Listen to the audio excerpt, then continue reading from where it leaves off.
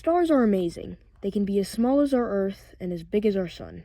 They can range in temperatures from only 2,000 Kelvin to 200,000 Kelvin. But what are stars, and what is their life cycle?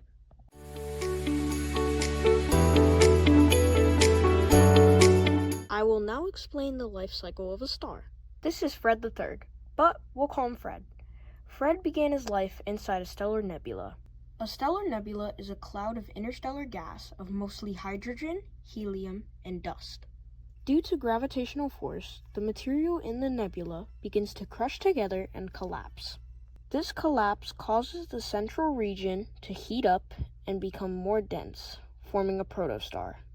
This star, or Fred, continues to grow by eating more gas and dust. When Fred's core becomes dense and super hot, nuclear fusion starts. Nuclear fusion is when hydrogen turns into helium, releasing a huge amount of energy. Fred's energy creates a pressure that balances the force of gravity, making Fred a stable, happy star. Because Fred is now stable, he will enter the main sequence, a very long stage where Fred makes a friend.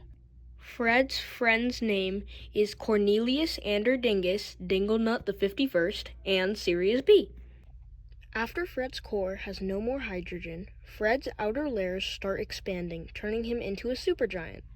Unlike low-mass stars that stop at helium fusion, the extreme gravity of Fred causes his core to contract further, triggering new fusion stages that use heavier elements like carbon, neon, oxygen, and silicon. This process continues until his core is made of iron.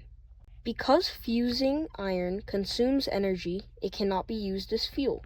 Because there is no more thermal pressure, gravity takes over Fred.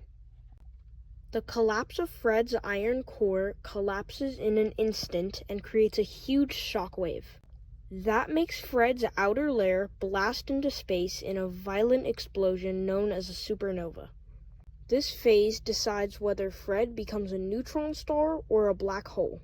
Because Fred is over 3 solar masses, he turns into a black hole, living happily ever after with Sirius B and Cornelius Anderdingus Dinglenut the 51st.